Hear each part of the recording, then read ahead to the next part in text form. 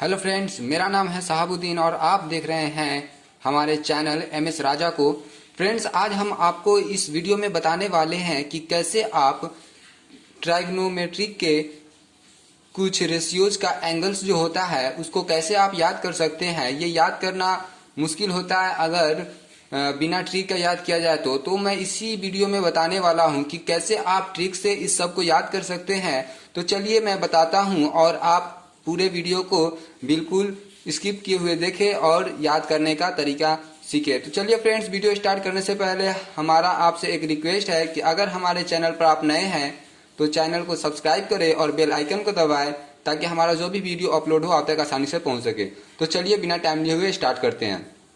देखिए फ्रेंड्स, आपको सिंपली कुछ याद नहीं करना है और यहाँ से आपको पूरा याद हो जाएगा। जैसे कि सबसे पहले आपको लिखना है 0√0/4, उसके बाद √1/4, उसके बाद √2/4, उसके बाद √3/4, उसके बाद √4/4। इतना आपको लिख लेना है। लिखने के बाद में फ्रेंड्स, आप जब इसको सोल्व करेंगे तो सोल्व करने के बाद इसका जो आंसर है आपको मिलेगा 0 और इसका जो आंसर है आपको मिलेगा 1/2। इसका आंसर आपको मिलेगा। इसी तरह से जब आप निकालेंगे तो इसको पहले सिंपलेस्ट फॉर्म में लिख लेंगे। तो सिंपलेस्ट फॉर्म इसका 1/2 होगा, रूट के अंडर में होगा। तो इस तरह से इसके बाद में जब आप इसको निकालेंगे तो 1/√2 हो जाएगा।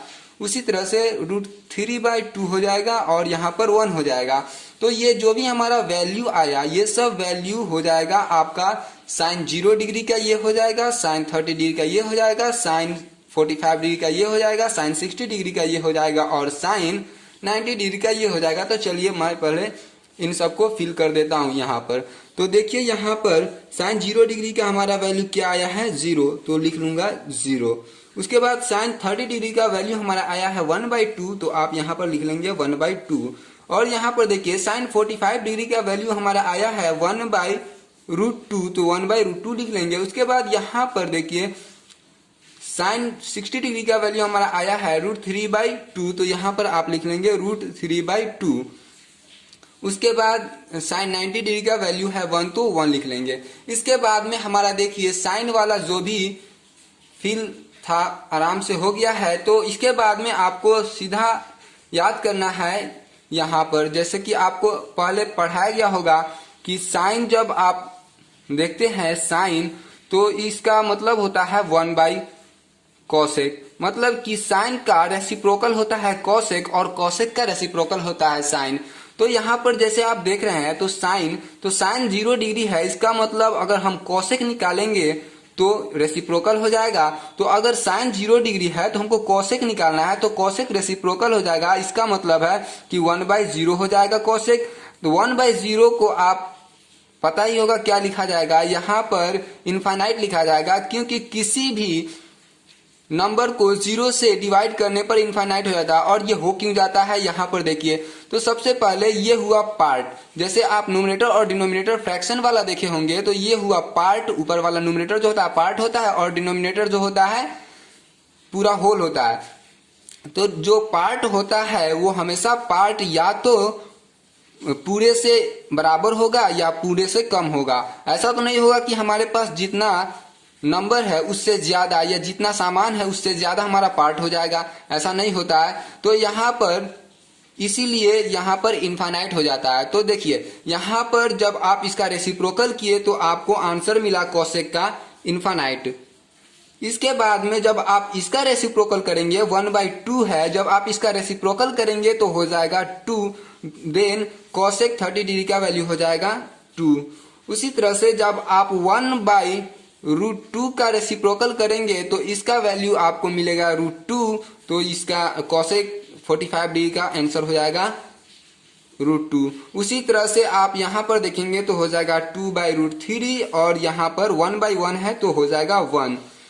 इसके बाद में देखिए हमारा साइन का हो गया और कोसेक का हो गया। अब आपको चलना है आगे। तो आगे देखिए क्या करना है। आगे हमको करना क्या है, जैसे कि आप देख रहे हैं साइन और कॉस। तो साइन और कॉस आपको इतना याद रखना होगा कि साइन और कॉस जो होता है ये दोनों कंप्लीमेंट होता है। कंप्लीमेंट का मतलब ये होता है कि जब आप दो एंगल दिया हो उन दोनों एंगल को जोड़ते हैं तो 90 डिग्री के इक्वल होना चाहिए। आपको ये पहले ही क्लास 8 में पढ़ना था, कंप्लीमेंट, जो आप पढ़े होंगे।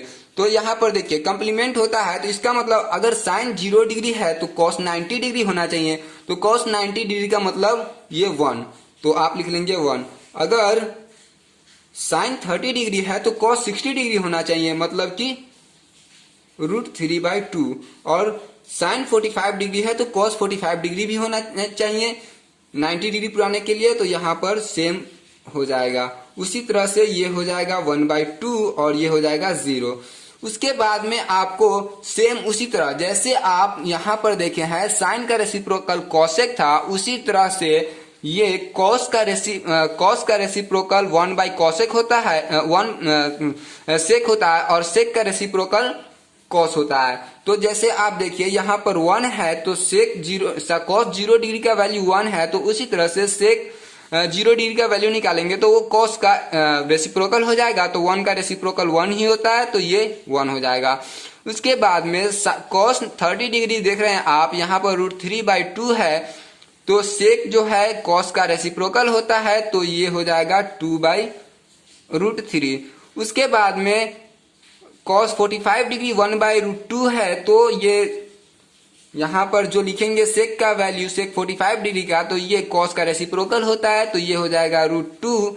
और उसी तरह से ये हो जाएगा 2 और ये हो जाएगा, जैसे ये है 0 है कॉस 90 डिग्री, तो जब आप इसका रेसिप्रोकल लिखेंगे तो ये 1/0 हो जाएगा। तो सेम यही वाला फंडा यहाँ पर भी, तो ये हो जाएगा इनफाइनाइट।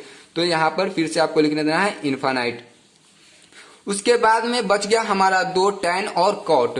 तो tan का वैल्यू जैसे tan आपको निकालना है तो tan के लिए होता है, जैसे यहाँ पर देखिए अगर tan आपको निकालना है तो sin/cos होता है, sin/cos, ये आपको याद रखना होगा। तो sin/cos होता है, तो अगर आप tan 0 डिग्री निकाल रहे हैं तो sin 0 डिग्री/cos 0 डिग्री लिखना होगा। तो जैसे कि देखिए आप tan 0 डिग्री निकाल रहे हैं तो sin 0 डिग्री/cos 0 डिग्री यानी 0/1 हो जाएगा, तो यहाँ पर आपको आंसर हो जाएगा 0।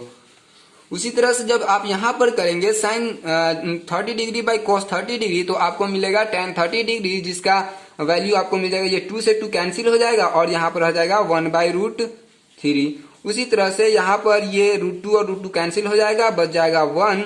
और उसी तरह से यहाँ पर 2 कैंसिल हो जाएगा √3 और ये हो जाएगा 1/0 यानी कि इनफाइनाइट।